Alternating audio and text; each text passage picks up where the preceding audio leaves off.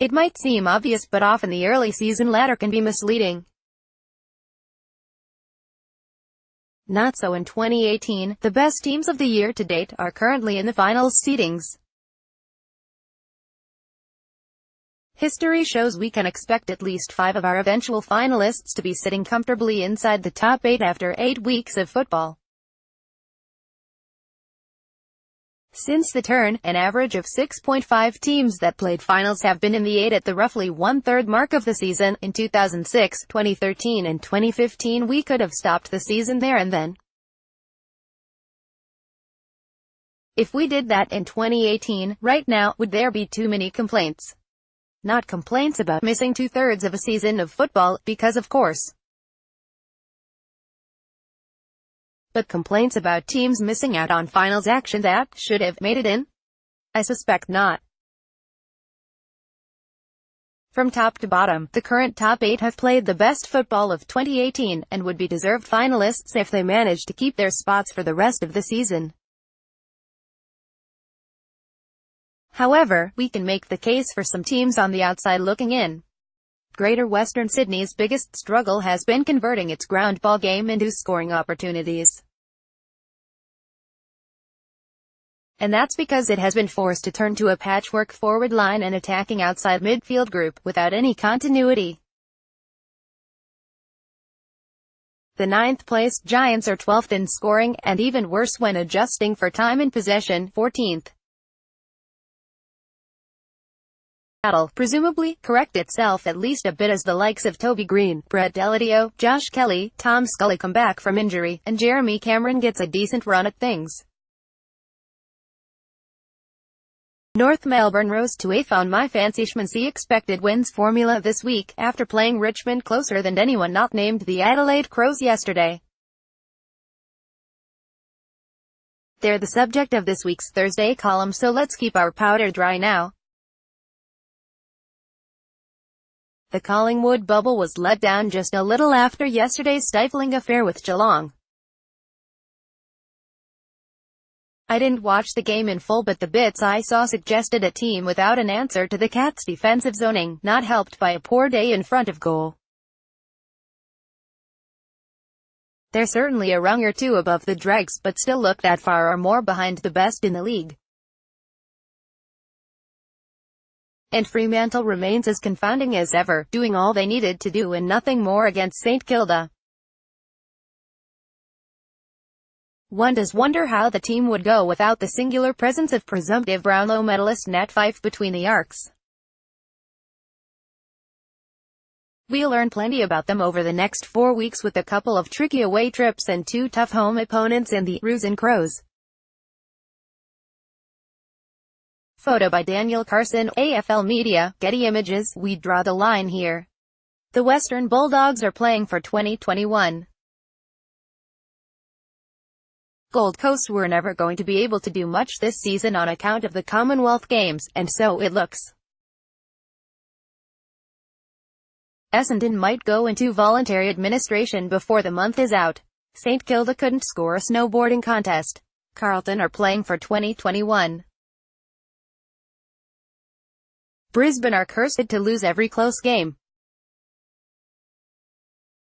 Those 4 teams still gunning for the 8 with realistic ambition all come with a but. The biggest of those is needing to displace a team above them.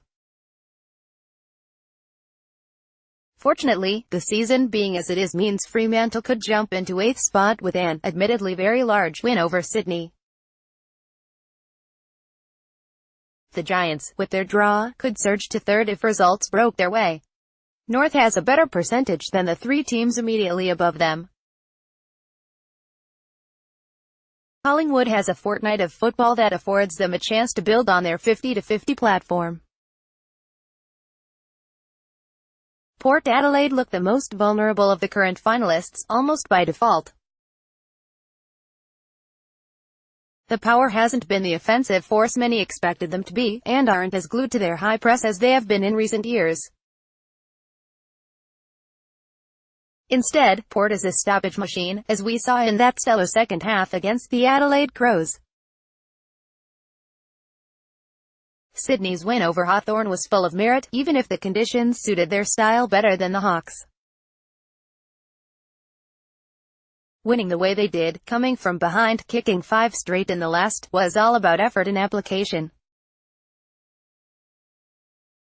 You've seen the stat, but it bears repeating. Sydney is 4-0 away from home, and 1-3 at the SCG, with 2 of those close losses.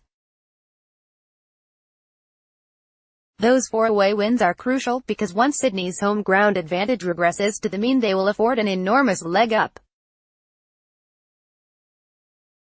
Photo by Michael Dodge, Getty Images. Melbourne's drubbing of the Gold Coast Suns 85 inside 50s, a stunning 46 shots on goal, 94 in uncontested possessions, corrected the club's underlying metrics to the point where their record is who they are.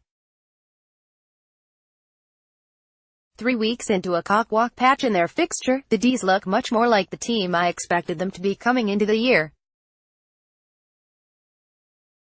Hawthorn shouldn't feel too poorly about their loss to the Swans. Their football identity is clear, and they have the personnel to execute it. Whether they're a top 4 team was always an open question, despite what the week behind mainstream writers told you last week, although they've got the game to get there.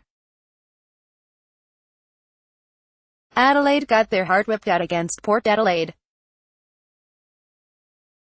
but down most of their starting core midfield from last season. Friends, Paul Seedsman, Rory Atkins, Cam Ellis-Yolman and Hugh Greenwood are fine players but should not be your 4th, 5th, 6th and 7th highest disposal getters. Still has plenty of upside.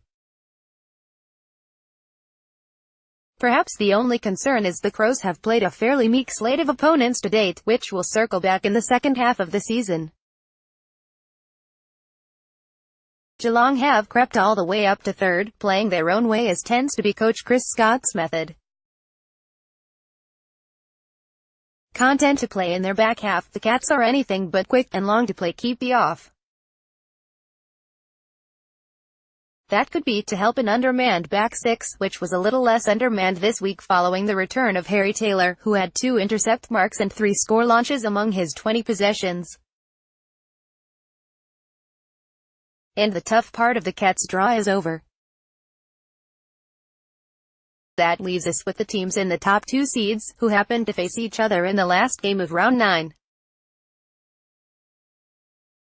Richmond and West Coast have been the 2 standouts in a year where there has been fewer standouts than we are used to. They play with the same ethos, speed with the ball, intensity without it, have the 2 best defensive sets, and contrasting looks forward of the ball. On paper it looks like the game of the season to date, and it should play out as such on the Lightning Perth Stadium deck. Of all the teams sitting pretty inside the 8, the Eagles and Tigers are the 2 sitting prettiest. After Sunday that won't change, but we will know for sure whether we're all chasing Richmond, or whether West Coast deserve to sit alongside them.